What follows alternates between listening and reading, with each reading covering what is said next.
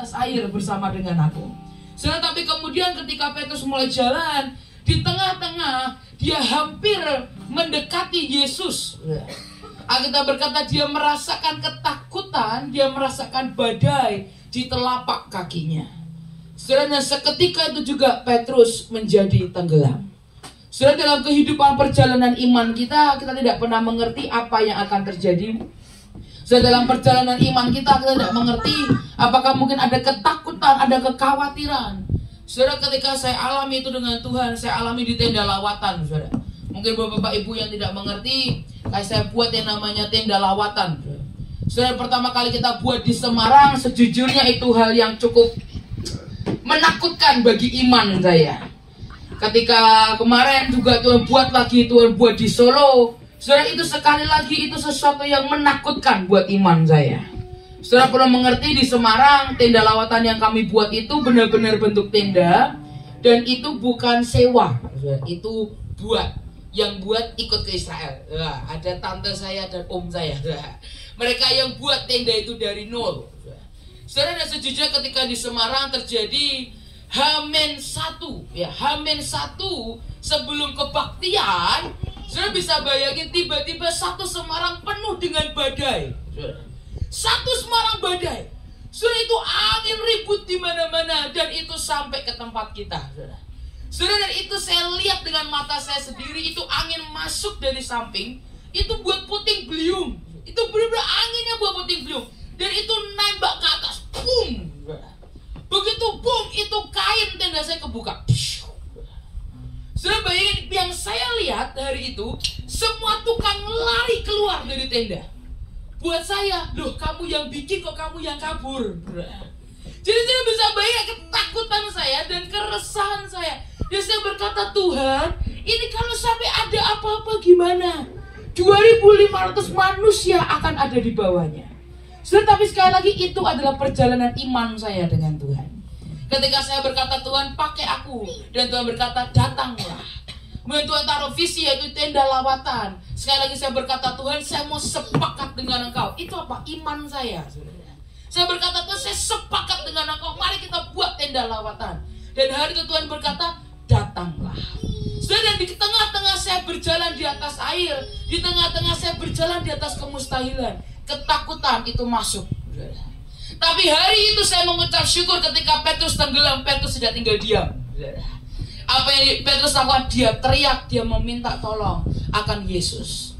Saudara, kadang kita, kalau kita sudah terlalu lama pelayanan, kita terlalu lama mungkin merasa orang Kristen, kita terlalu lama menjadi seorang hamba Tuhan, seringkali untuk minta tolong ke Yesus itu sulit. Karena kita merasa, enggak, kita pasti kuat, kita pasti bisa. Tapi kenyataannya ada satu titik dalam kehidupan kita, kita akan tenggelam seperti Petrus. Tapi hari itu ketika Petrus teriak meminta tolong, pertolongannya selalu datang tepat pada waktunya. Saudara, dan kita berkata Tuhan mengulurkan tangannya. Artinya jarak Petrus dengan Yesus itu dekat. Itu gak jauh-jauhan seperti saya dengan Pak Thomas sekarang, enggak. Karena kita gak pernah berkata maka berlarilah Yesus di atas air menolong Petrus. Gak benar. Tapi Alkitab berkata Yesus mengulurkan tangannya dan menarik Petrus keluar. Artinya sedekat itu Petrus dengan Yesus. Saudara, dan sekali lagi saya berdoa, apapun perjalanan iman yang hari ini kita sedang hadapi, apapun mungkin yang hari-hari ini kita sedang hadapi, mungkin di tengah-tengah kita mengalami ketakutan, mungkin di tengah-tengah kita mengalami yang namanya masa kesesakan, tapi saya berdoa, mari kita tetap teriak memanggil nama Yesus, karena pertolongannya akan datang tepat pada waktunya. Amin. Saudara, tapi yang kedua, saya melihat dari Petrus, saya menyayangkan satu hal, saudara. Jika hari itu Petrus bukan berkata, Tuhan, kalau Engkau memang Yesus, bawa aku jalan di atas air. Tapi Petrus lupa menggandeng tangan Yesus, saudara. Hari itu Petrus sendirian berjalan di atas air.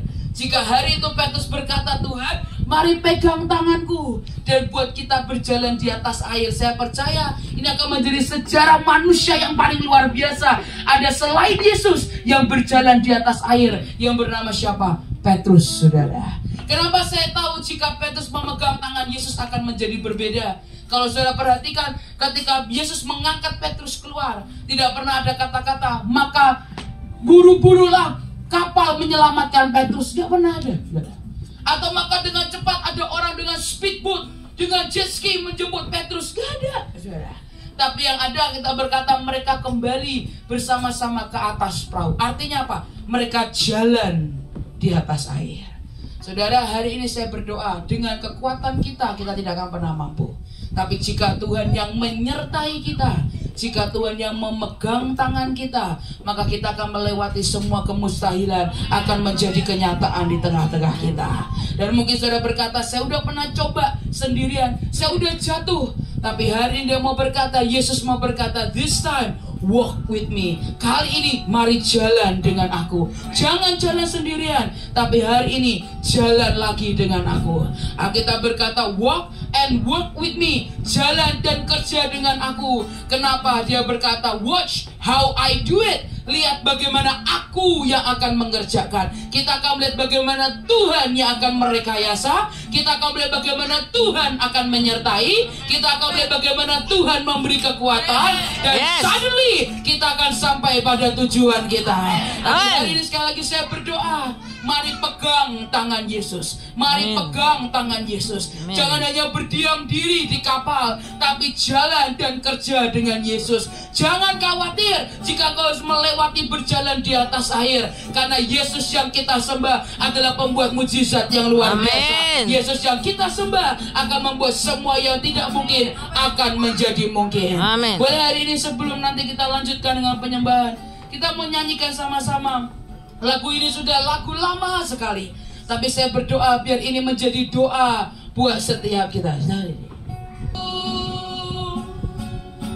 Ku tak mau